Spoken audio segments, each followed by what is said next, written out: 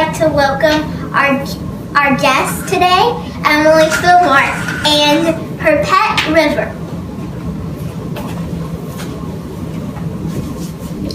Hello. Hi, Sage. Hi. I'm going to ask you a few questions. Okay. First question. Why do you volunteer for Myositis Support and Understanding Association? Sage, I volunteer for Myositis Support and Understanding Association because I think it's really important for people who have a rare disease to have support and knowledge and education. And MSU, as we lovingly call it, is a group that is really trying hard to put some information out that's reliable and fact-based. And also, through our support groups, we've been able to build relationships and let people feel that someone understands them and that they're not alone. Because as much as our families can be understanding of what we're going through, it's even more important that we have people that are experiencing the same thing that we are.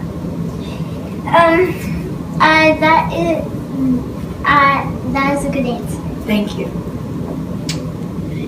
Question number 2.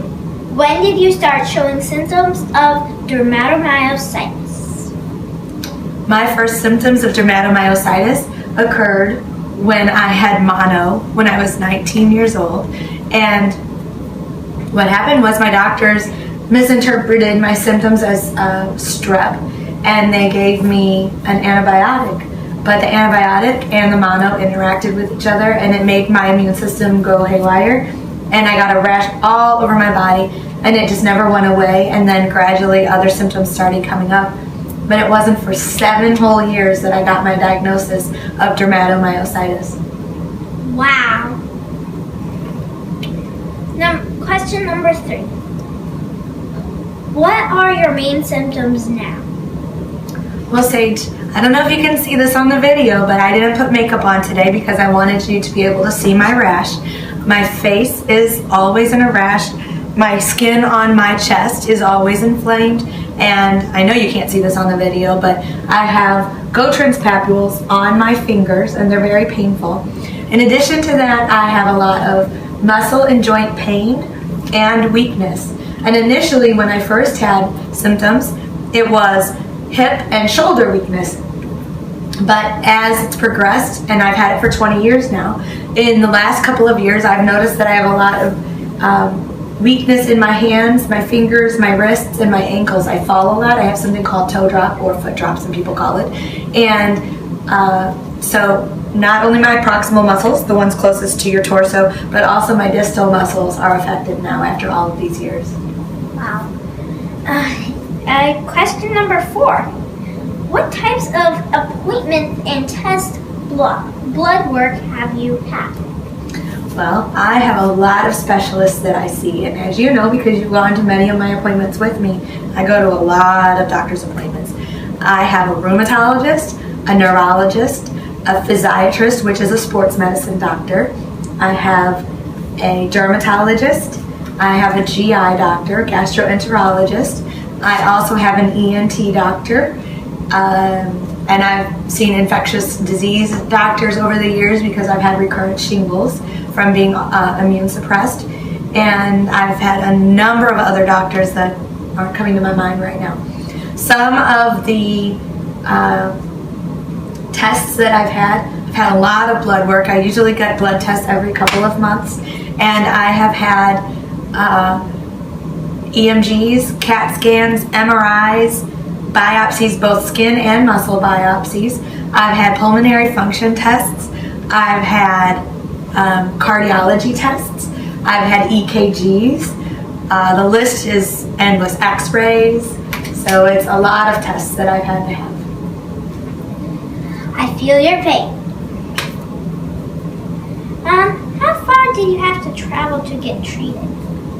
Well, I was diagnosed here in St. Louis, but after a few years, that was 7 years after I got sick, and then after a few more years, my husband Scott, your daddy, and I decided that we just weren't getting enough treatment here in St. Louis, so we decided to go to the Mayo Clinic, which is considered to be one of the experts in how to treat many rare diseases.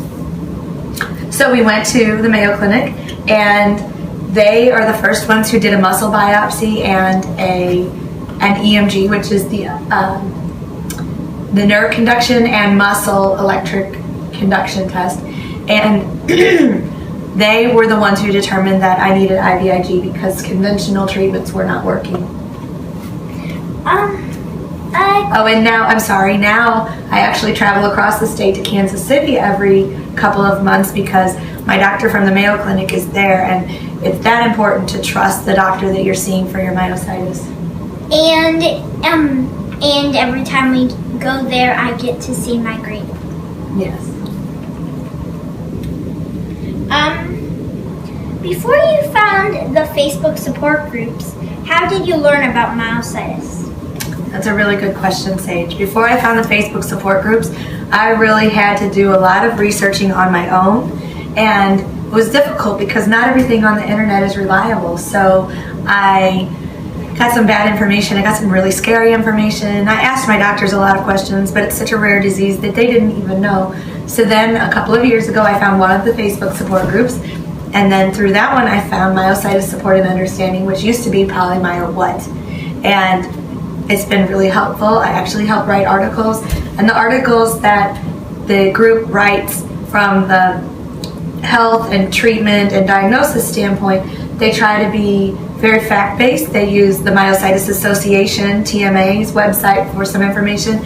They consult with the MDA, and we're really trying to work with all of the groups that know about myositis to give good information to our members. What was your best myositis-free day? You know, I have had a lot of ups and downs with having myositis, but the best myositis-free time, I guess, would be when I was getting IVIG. The problem was that I had a lot of side effects, as you remember, from the IVIG, and I would be sick for quite a while after having my treatment. But then after that kind of subsided, I was a lot stronger. One day I was able to lift a couch up with one hand, which was amazing because at the time that I started IVIG, I couldn't even pick up Sage, and she was only 3 years old at the time. During the time that I was having IVIG for a year, I got to run a lot, and I was able to run 6 miles, which was really wonderful. But as soon as I stopped having the IVIG, that kind of all went away, and I was back to my norm. And you also got to play with me a lot. That's right. When I was under IVIG, except for the time that I was sick for those 10 days, the rest of the month I was able to play with you and do a lot more fun stuff, wasn't I? Mm-hmm. Having a mommy with myositis is kind of hard, isn't it? Yeah. Yeah. And you had a high-risk pregnancy doctor. I did have a high-risk pregnancy doctor. That's a good point, Sage. When I was pregnant, one of the risks of having an autoimmune disease is that the body will mistake the baby for a foreign object or even for your own tissue and try to hurt it. So I had a high-risk pregnancy doctor, and they were able to help me have you.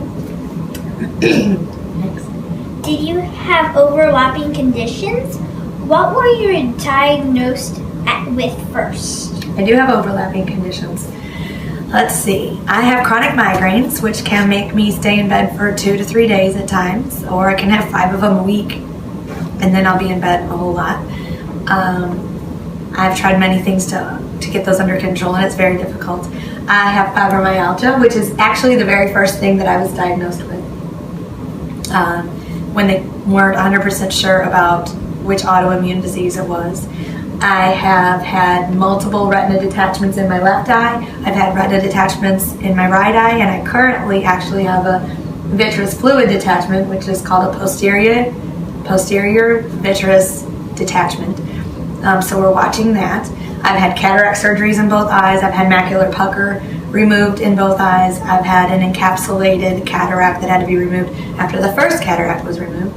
So I've had lots of other things happen.